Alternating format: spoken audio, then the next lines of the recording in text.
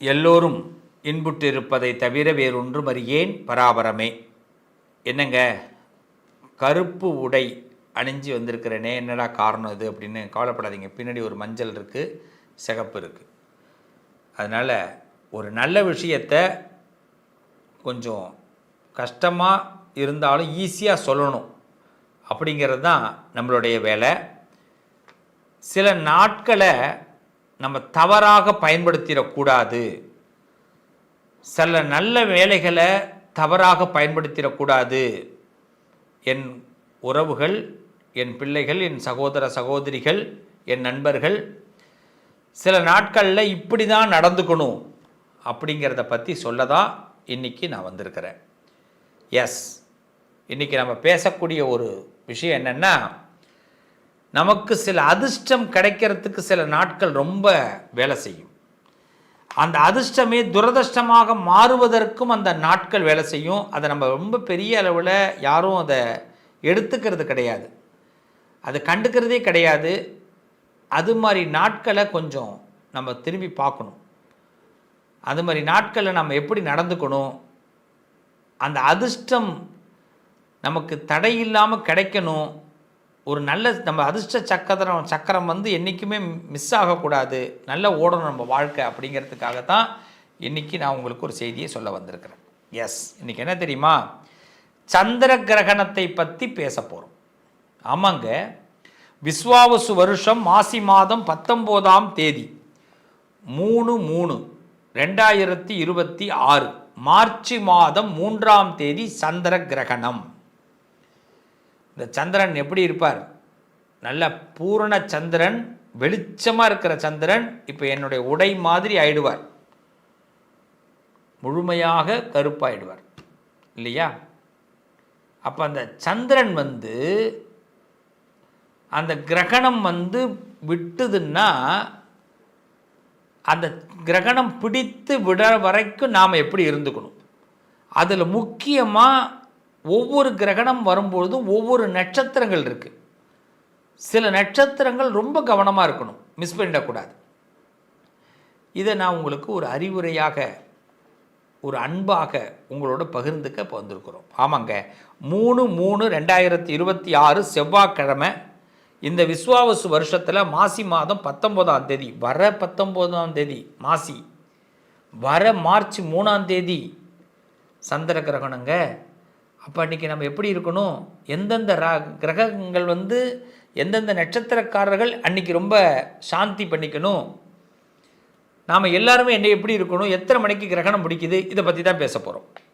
ஆமாங்க, செவ்வாய்க்கிழமை அன்னைக்கு பௌர்ணமி.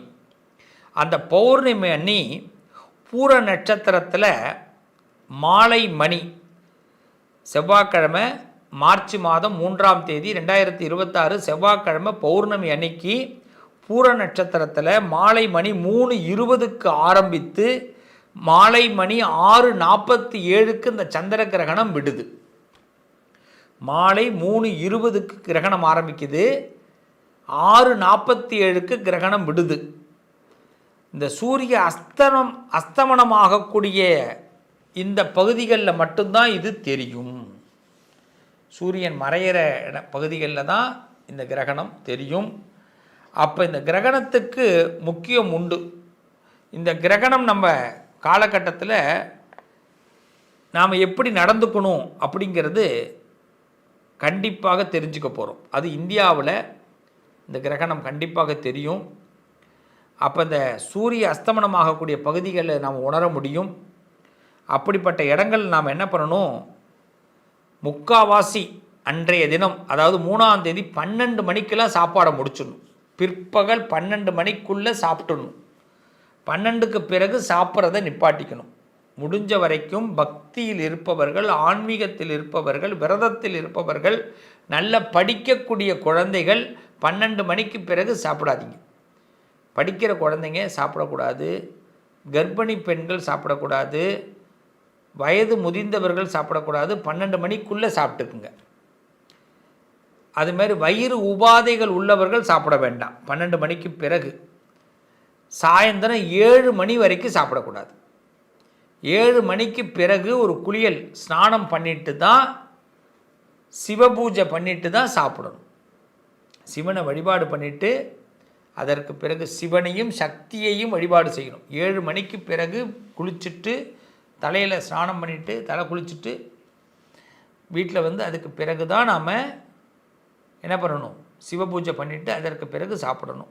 இதை மட்டும் மாசி மாதம் 19ஆம் தேதி மார்ச் மாதம் 3ஆம் தேதி கம்பல்சரி இந்த சந்திர கிரகணத்தை இப்படி நாம் கடைபிடிக்கணும். அந்த சந்திர கிரகணத்தப்போ நம்ம அபத்தமாக எதுவும் வீட்டில் பேச வேண்டாம். துஷ்டமான வார்த்தைகள் உடனே பலிக்க ஆரம்பிக்கும். அந்த நேரத்தில் பேச வேண்டாம். அலுவலகத்தில் இருந்தாலும் பேச வேண்டாம். எங்கே இருந்தாலும் சந்திர கிரகணம் தான். அதனால் மத்தியான சாப்பாடு 12 மணிக்குள்ளே, அதுக்கு பிறகு 7 மணிக்கு பிறகு தான் சாப்பாடு. இடையில எதுவும் ஸ்நாக்ஸ் அதெல்லாம் வேண்டாம். அதுவும் முக்கியமாக கர்ப்பிணி பெண்கள், வயசில் பெரியவர்கள், படிக்கக்கூடிய குழந்தைகள் அதில் கவனமாக இருங்க. இதில் ரொம்ப முக்கியம் என்னென்னா மக நட்சத்திரம், பூர நட்சத்திரம், உத்திர நட்சத்திரம், பரணி, பூராடம். மீண்டும் சொல்கிறேன், மகம், பூரம், உத்திரம், பரணி, பூராடம் இந்த 5 நட்சத்திரக்காரர்கள் பரிகாரம் செய்து கொள்ள வேண்டும். இவங்க அவசியம் இந்த சந்திர கிரகண பரிகாரம் இந்த ஸ்லோகம் சொல்லிட்டு அவங்க கண்டிப்பாக ஸ்நானம் பண்ணணும். அந்த கண்டிப்பாக வந்து பரிகாரம் செய்து கொள்வது நல்லது. அதே மாதிரி இந்த சந்திர கிரகணத்தில் கர்ப்பிணி பெண்கள் மிக மிக கவனமாக இருத்தல் அவசியம். மனப்பாட சக்தி ஏதாவது வேணும் அப்படின்னு ஆசைப்படுறவங்க, எனக்கு ஏதாவது ஒரு மனப்பாட சக்தி வேணும் அப்படின்னா படிக்கலாம். ஸ்லோகங்கள் அந்த சந்திர கிரகணத்தில் படிக்கிறது நல்லது. சந்திர கிரகணத்தப்போ நம்ம படிப்பை ஏற்படுத்திக்கிறது நல்லது. வித்தை, ஜோதிடம் கற்றுக்கணுன்னு ஆசைப்படுறவங்க, வாக்கு பலிதம் ஏற்படணும்னு ஆசைப்படுறவங்க, ஆன்மீகத்தில் ரொம்ப நாட்டமாக இருக்காங்க, எனக்கு ஆன்மீக மந்திரங்களை நான் சொல்லணும்னு ஆசைப்படக்கூடியவர்கள் நிச்சயமாக இந்த சந்திர கிரகணத்தில் நீங்கள் இதை செஞ்சீங்கன்னா கண்டிப்பாக சுவாமி உங்களுக்கு அனுக்கிரகம் செய்வார். அதனால் நம்ம இந்த சந்திர கிரகணத்தப்போ என்ன பண்ணணும், நம்ம எல்லாரும் செய்ய வேண்டியது 8 திக்கு இருக்குது.